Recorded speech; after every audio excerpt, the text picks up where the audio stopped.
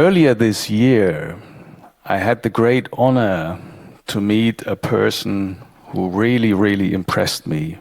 She's not only a serial entrepreneur, a very successful one. She's not only a member of the International Club of Rome. She's not only a fellow in the World Academy of Art and Science and an expert in artificial intelligence and that has a PhD in psychology, so she's a very smart person. But what really impresses me is her passion, again, about having an impact in this world, and she is giving and dedicated her heart into something called integral investment. And so I would like to introduce to you Mariana Bozesan.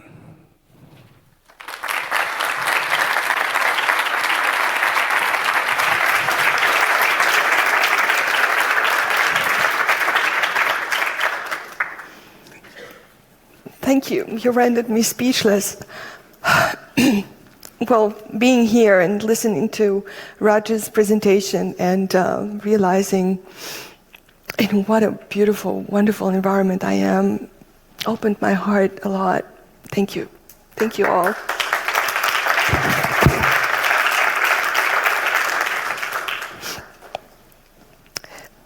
Yes, I am a member in the International Club of Rome because I decided that the Club of Rome needed business to succeed. Who has heard of limits to growth before?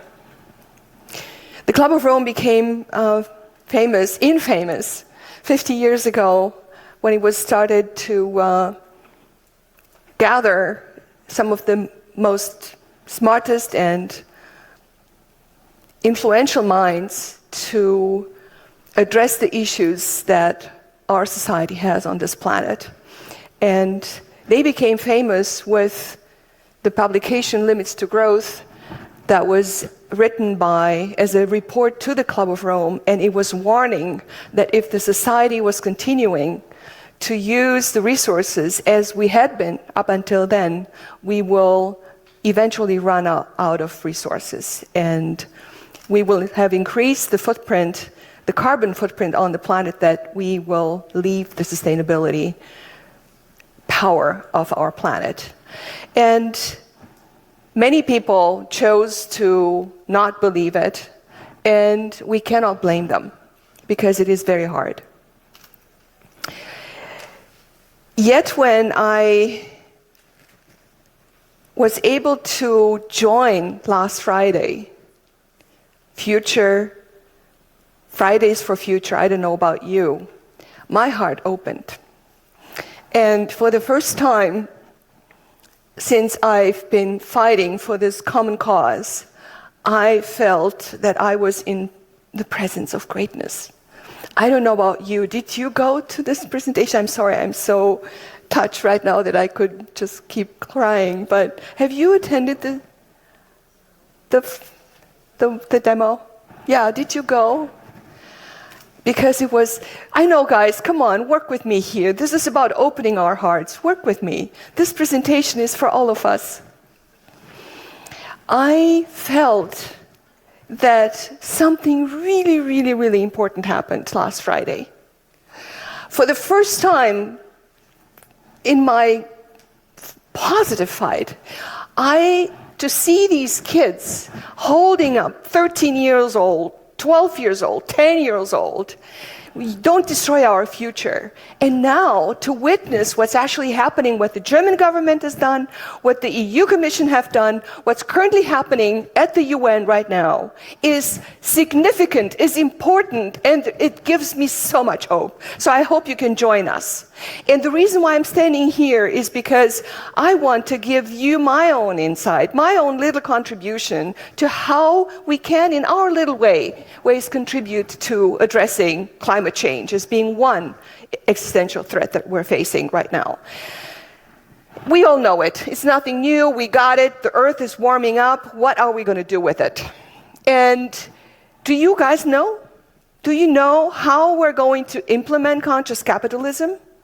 We met, I think, 10 years ago. It was in Boston, because I knew, oh my God, finally, somebody makes capitalism conscious. And I have been a meditator for 40 years. But it's hard. How do you combine these two worlds? How do you take it off the cushion into the daily business? So what are we going to do? How are we going to implement the Paris Agreement? How are we going to implement the UN SDGs? Everyone talks, oh my God, we have these UN SDGs, we have the Paris Agreement, and then some people say, oh, I'm going to leave it, it's not important, and so on. But in every single action that we take every single day, how can we take these and implement? Because it's up to us. Never underestimate the power of one. How are we going to do this? And here comes the Club of Rome in place, for me particularly.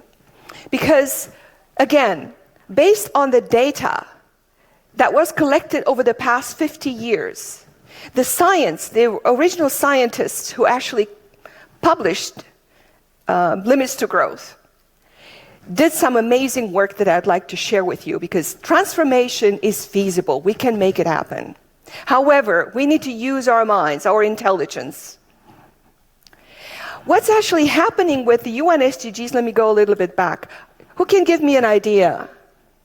Well, if you go around, what's happening? I've gone to so many impact investing conferences, and there's this tonic group, and then there are impact investing organizations and companies and foundations and so on. What happens there when you go? BMW Foundation was another event that I just went. You are received at the entrance, and people ask you, well, which one of the 17 UN SDGs are actually implementing? Which ones do you take? What's the problem with that? What if we address number one? And this is what the Chinese have done. Over the past 30 plus years, they have focused on number one every single day. And I admire them from the bottom of my heart. We can learn so much from them. They have lifted 30 million out of poverty every single year by addressing number one. And what happened in parallel? Every other 2 weeks, they did what? They violated which one? Number 13, climate action. Because in order to lift people out of poverty, you use fossil fuels. This is the way we've done it. So the problem with the UN SDGs, if we don't do it in the smart way, is they are contradicting, they're aspirational. And we need to pick and choose those, or do them all together in a way that is sustainable on a round planet. And this is why my presentation today is called Transformation is Feasible, because it's the name of one of the latest reports to the Club of Rome that was designed and developed and simulated based on data collected over the past 50 years by Jürgen Renders, Johan Rockström, and other amazing scientists from the Stockholm Resilience Center. And what have they done? Well, they looked at the UN SDGs and they realized that these UN SDGs can only, and the Paris Agreement, of course, can only be implemented within planetary boundaries. Now, it's not a shame if you don't know. Who knows? Who in this room knows what are the planetary boundaries? Thank you. Well, the planetary boundaries is the operating system in which we live.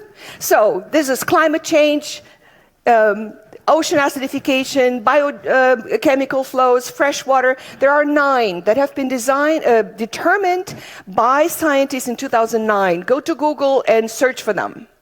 This is the operating system within which we have to work if we want to implement the UN SDGs and survive and thrive on this planet. So what is actually happening, the colors on this slide mean that within the green color, we are safe. We are operating within the safe operating system of the Earth. The yellow is just like with the Ampel, the German, the traffic light, right? So green is fine, yellow, yeah, late yellow is not good. And this is where we are, because we're moving to red. So the UN SDGs must be implemented within planetary boundaries. So what this scientific report does, they did the following. They looked, and I'm kindly ask you to take a look at the slides, and I'm very grateful to Johann Rockström and Jürgen Renders for giving me those slides. So if you look on the y-axis, you find the planetary boundaries, and they're going from green to red, and there are 9. And on the x-axis, you see the number of the UN SDGs that at any one time can be implemented within planetary boundaries. The number, 6 at once or 10 at once, and so on.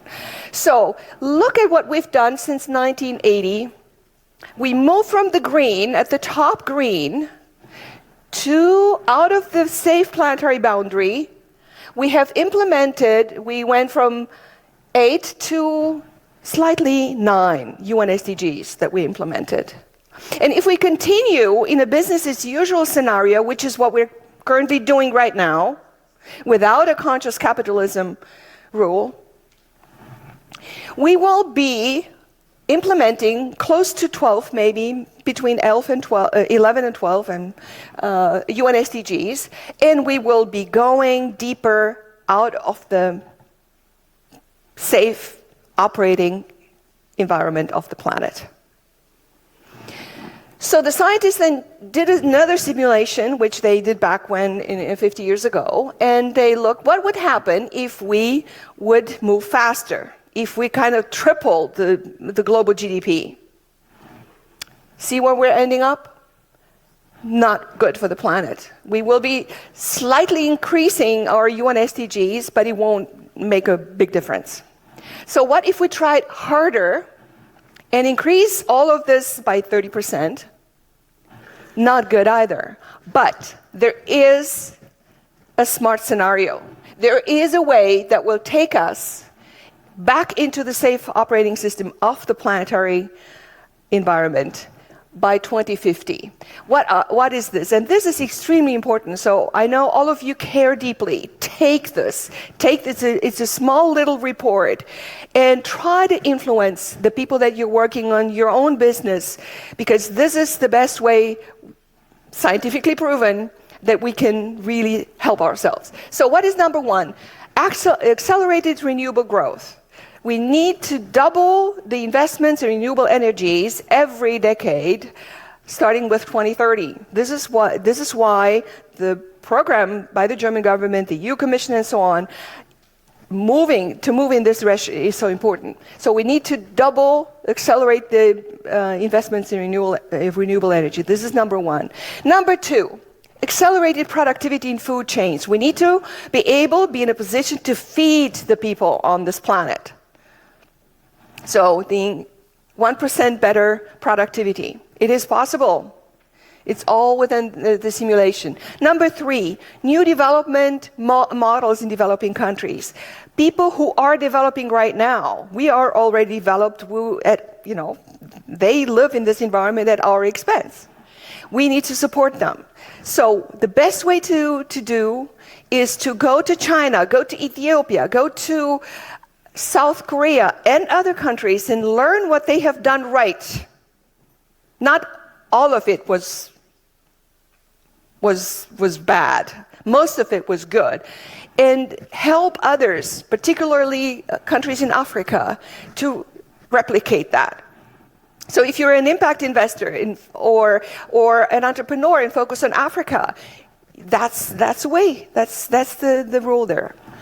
Number 4, active inequality reduction. What does it mean? We need to have a better distribution. So 10% of the richest should not own more than 40% of the wealth of the GDP in each nation. And number 4, which is my favorite, of course, coming back to the feminine energy, is empowering women. Because that has a huge influence on the carbon footprint, on the human footprint on the planet in general.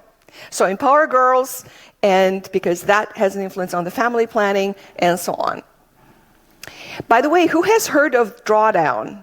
Drawdown. There is a plan. Yeah, absolutely. If you haven't heard of Drawdown, it's a wonderful book that has actually collected about 80 particular there are 80 strategies on how to implement, to go back into safe operating, planetary operating system.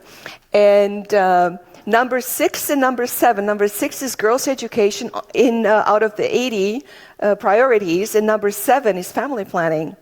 Why? Because the difference between one child and 4.5 children is 12 years of education for a girl.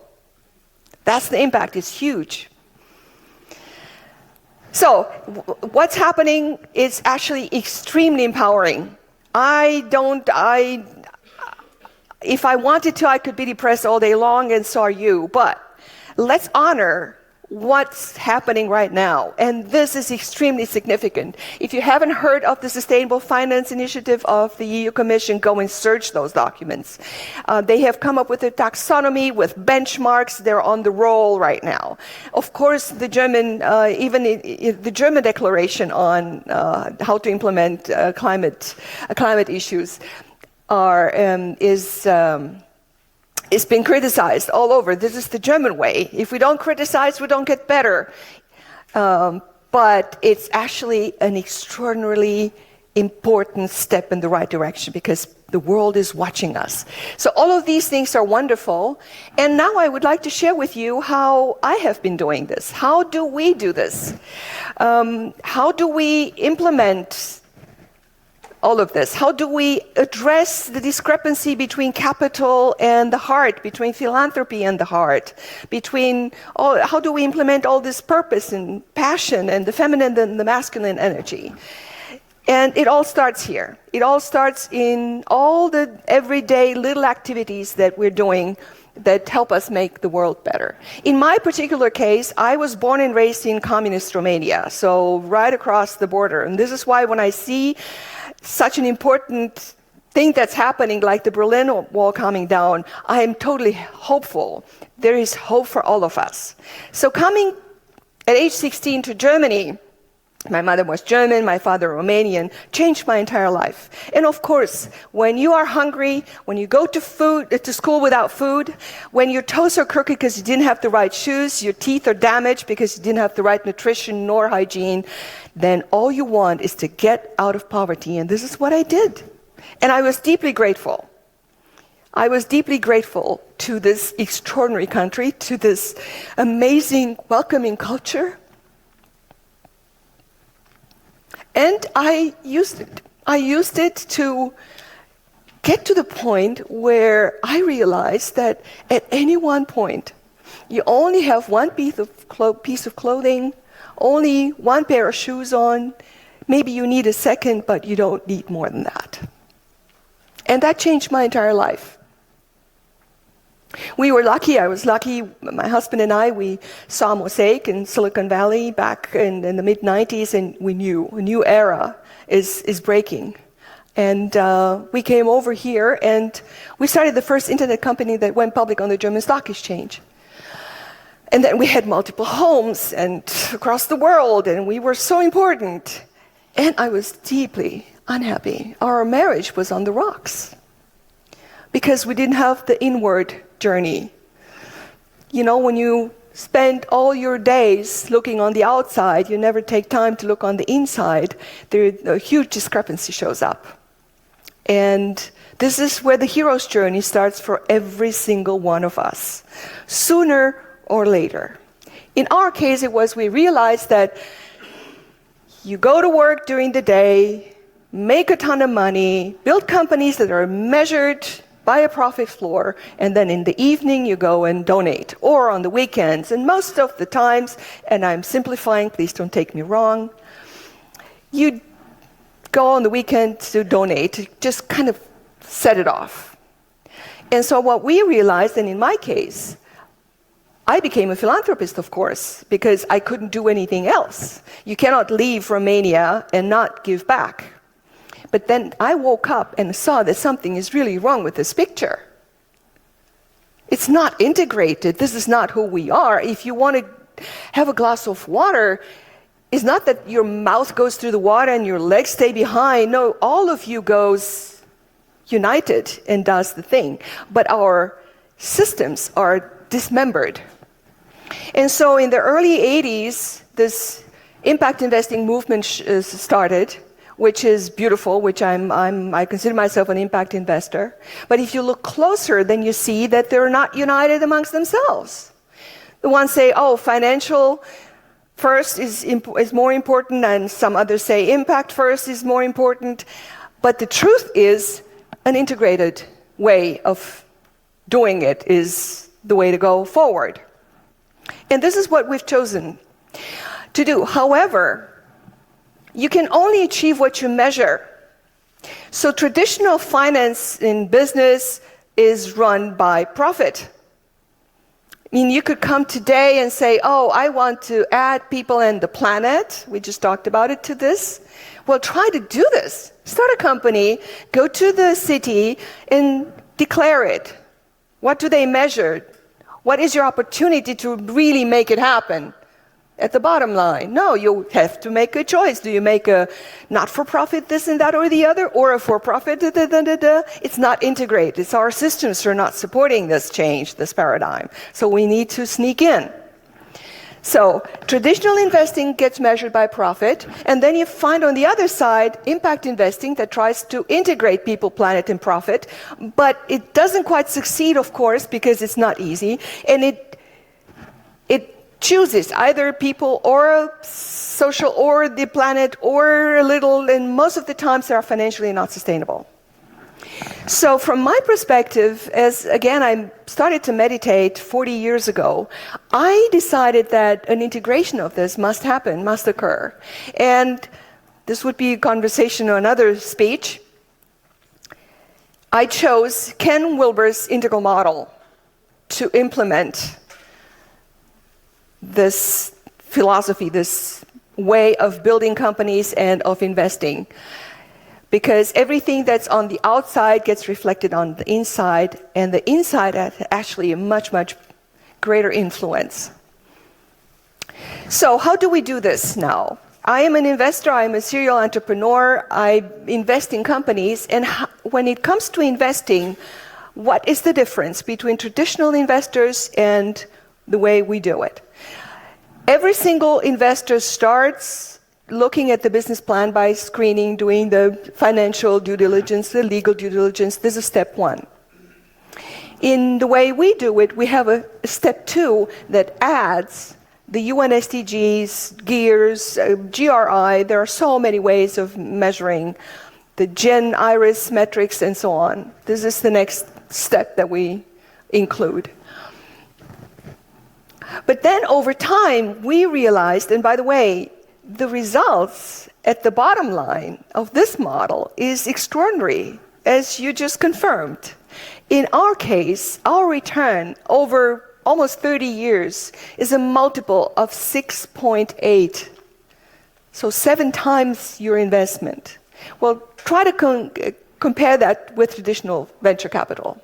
It doesn't look not even close like that. Why? Because of the next 2 steps. Individual assessment and cultural assessment. And you spoke to that. We go deeper into applying those, and then we make a final assessment as to invest or not. What we are looking for, we use tools from Stanford, Harvard, and MIT. This is the reason why I went back and got a PhD in psychology, because at some point, as a computer scientist and a business person, I saw that I was standing on one foot, and you can't stand on one foot for a long time. Psychology, the inside, is much, much more important. And so this is how we influenced, how we did this. Here you see what we're looking for. We call it consciousness leadership. The reason for that is because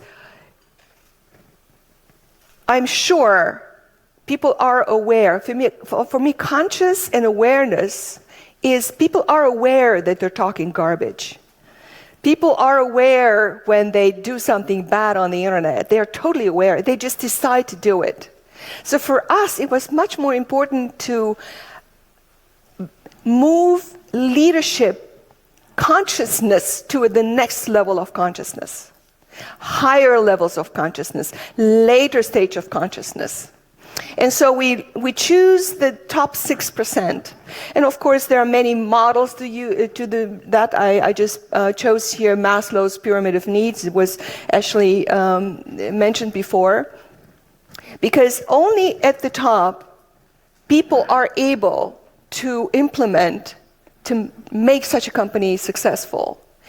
You know, it doesn't make any sense. Don't waste your time. We need to reach the tipping point where things will move in the right direction. Leadership means less than 10% of the people who are already implementing it. The other will follow.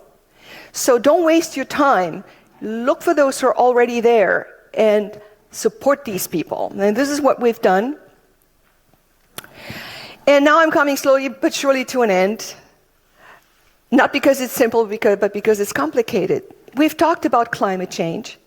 We've talked about the most important existential threat that we're facing.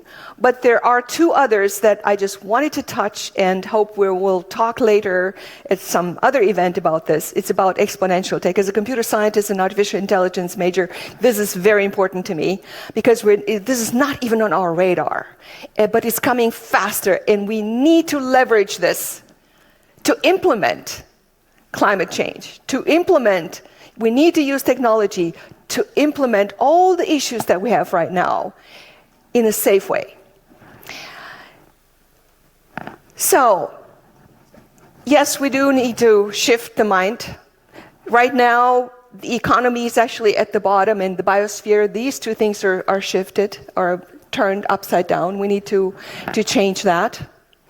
And I would like to finish with a painting by Quentin Massès, a Flemish painter who painted this picture, guess when? 1520, 500 years ago.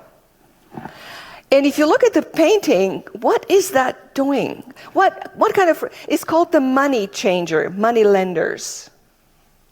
So what you see there are these guy without the teeth, pointing on the pile of coins, the other one holding to more, and these poor guys on the right trying to convince them to give them a better deal, something. Everywhere you look is just ugliness, it's ridiculousness, money ledgers everywhere. There's no beauty, no feminine energy, only profit thinking. And what have we done over the past 500 years? Massès painted this painting at the onset of the Renaissance because he was hoping that we will choose different values to be implemented to support our economic system that was just starting. Only 4 years before, it was 6 years, 1514, he had painted the moneylenders and his wife. Look at this. This is where he put all of his hopes on the canvas. You can see the beautiful masculine and the feminine energy leaning into each other. The light shines on the feminine energy. She's holding an open Bible at the page with Madonna with the child. It doesn't matter whether you're Christian or whatever. It doesn't matter. It's about the value that is represented in this painting. The masculine energy, the guy also has money on the table, but he also has other things to represent wealth. He has rings to represent relationships. He has pearls that represent loyalty, generosity, beautiful human values. Then you also see in the background, you see the apple, original sin, the wooden box that represents the divine, and the candle that is not lit. This is a memento mori. This reminds us why we're here, that we're here only for a short time, and we'd better create an integrated everything, because that brings joy and happiness. And I hope that together we could achieve that. Thank you so much for being here.